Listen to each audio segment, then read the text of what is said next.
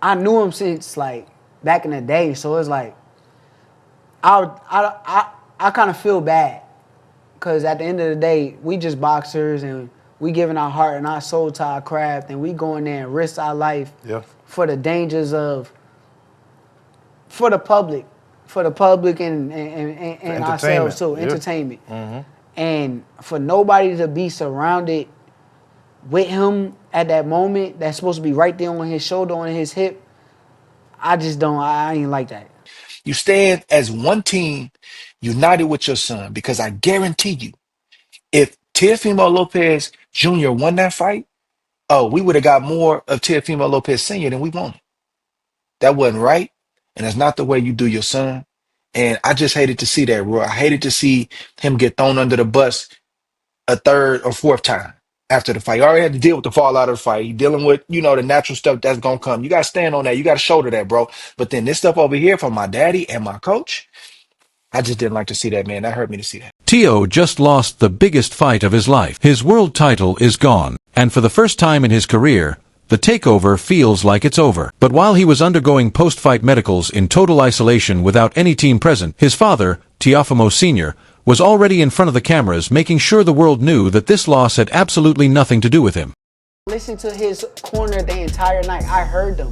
What you mean, from where you was at over there? When I was, no, not where I was at. When I'm in the ring, I can hear what they telling Teo. Okay. The black guy.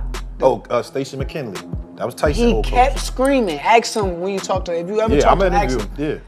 He kept screaming. He said, back him up. Back him up. You gotta back him up. Yeah. When he kept saying it, I'm like, he not backing me up. I'm not going nowhere. Right. I'm not backing up. What am I backing up for? Right. You were so in control that once we got to the 9th and 10th round where it's like, all right, everyone could see you got him figured out. Teo know you got him figured out. Everyone else. So I guess it was like, all right, is he gonna step on the gas to try to get him out? But then it's a risk with that, right? Yeah.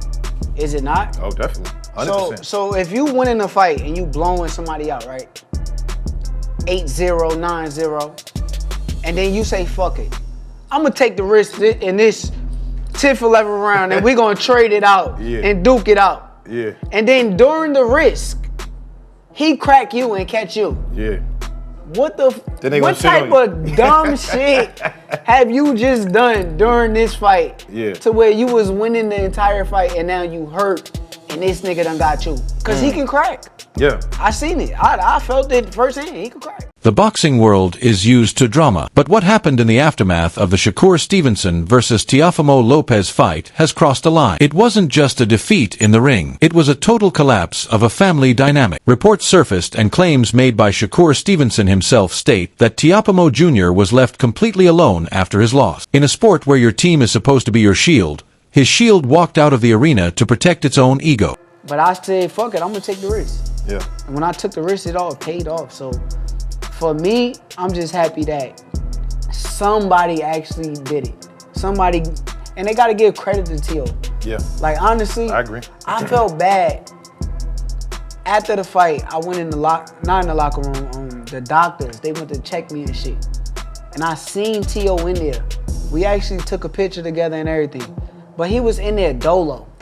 Dolo. I'm like none of his team, nobody? Where everybody at? Right. Why is he in here dolo? Me and him having a full-on conversation. He pulled me to the side, just one-on-one. Me and him had a good little convo, but nobody else is in here with him.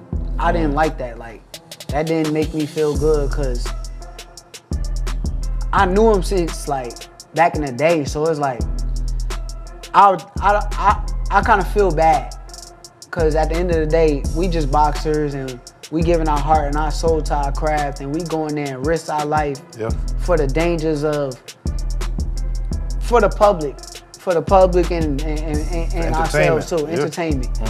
And for nobody to be surrounded with him at that moment, that's supposed to be right there on his shoulder, on his hip, I ain't like that. When the microphones were shoved in Teofimo Sr.'s face, he did the one thing a trainer is never supposed to do. He didn't talk about we or us. He didn't mention going back to the drawing board together. Instead, he immediately distanced himself from the sinking ship. No. Everything was fine. The sparring sessions were like what motivated me to this fight. That I was 100% sure we was gonna win. For some reason, the game plan, my son didn't do what I told him he was supposed to do. His rhythm was supposed to be different, where we were supposed to stop Shakur from doing whatever Shakur does best. You know what I'm saying? Congratulations to him for winning. You know what I'm saying? But that was not my son. He questioned where his son's power went, music, where his legs were, and why he didn't listen to the instructions from the corner. It was a masterclass in deflection. By blaming the fighter's execution, he was trying to preserve his own reputation as a master strategist, even though it was clear to everyone watching that he had no plan B when Shakur started taking over the fight. I feel like I always like the dynamic you and your grandfather. He's very aggressive when he talks and how his game plans. What was he saying to you? He just kept telling me keep doing what I'm doing. He was enjoying the fight. He wanted me to watch out for little things because he seen, like I seen, that Tio was trying to catch me with something to like try to knock me out. That was his main thing. Even if you listen to him after the post fight, he's like, oh, I was too focused on one thing. Yeah. I'm gonna tell you that what the one thing was. The one thing was him trying to knock me out. And he was looking for it. My grandfather kept putting it on my brain like, okay, but still watch out for, even at the round 2, they kind of told me like, cause I came back to the corner smiling. I'm like, oh my God. You knew at that point? Oh, you knew at that point, round 2, did you know like, all right, I got him, it's over? Oh, I knew it. Yeah? I promise. I kind of knew it, I ain't gonna lie to you. I knew it at the press conference. You can hate Shakur all you want. You can not like him, but you gotta give him his flowers. You know what I mean? You gotta give him his flowers. You can not like him, you can talk trash about him, but you gotta give him his flowers. He is who he is. Did you think it'd be that easy, Rex? Yes, I told y'all. Yes, I told y'all. Rex, that was an ass whooping, Rex. Yes, and they gave him a round. I didn't see the round he won. They gave him a round. It was what Shakur did.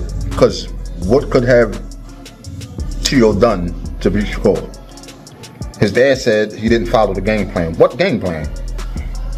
What game plan? He didn't run.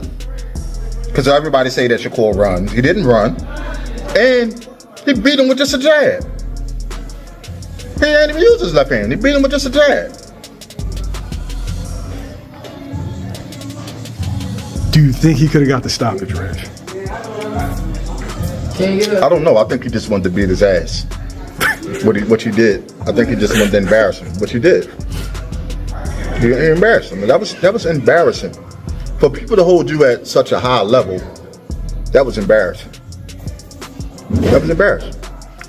To me, I thought something was wrong with his left hand because he didn't use it. Or if he did, he didn't put no power behind it. I mean, it was just like a touch.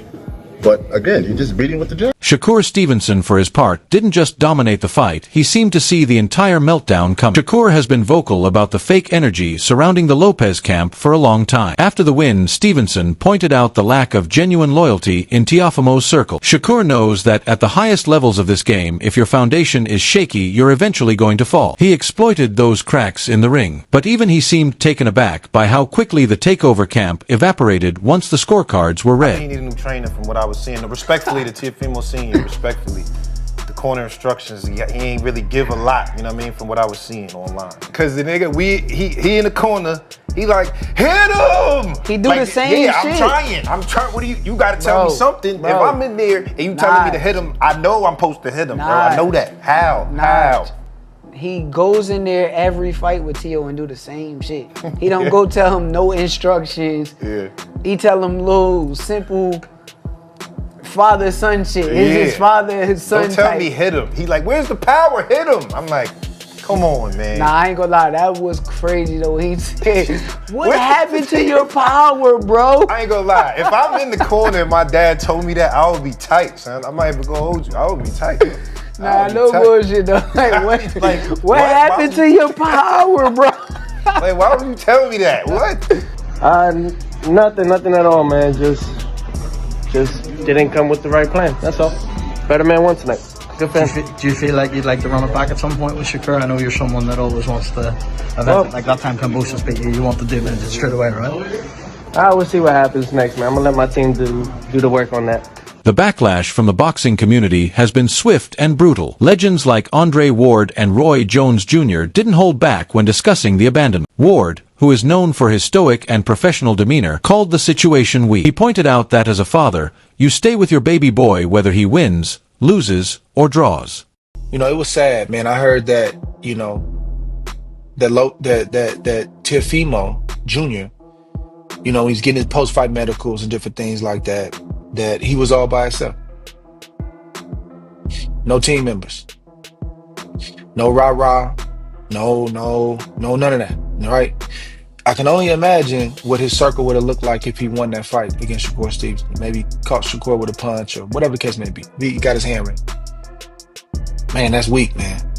And I don't, you know, it's really sad, man. And I hate that Teofimo Lopez has to go through things like that. I mean, some of the stuff he gets, Roy, like, is warranted because of the way they talk and the way they present themselves. But get past that, and you get to the humanity of the person, man. You should have been with your son as if he won that fight. Yeah, your heart is heavy. Yeah, you know it's tough. But man, I'm being here with that's my baby. I don't care how old you get. You gonna be deep down. You gonna be my baby. He didn't have his father there, and I saw a post-fight interview with Lopez Sr. and he did the number one thing you're not supposed to do as a coach when something like that happens. He said, "What happened in the fight with your son?" "Oh, he didn't listen to me." In other words, I did my part, but he didn't do his. And if he would have did his, I don't know what happened to his power, his speed, everything was gone. Then he started making a bunch of excuses. Yeah, it's because everybody was against him and da-da-da. Listen, sir, you wrong for that, man. And you got to be there with your son and be there for your baby boy just as if he won that fight.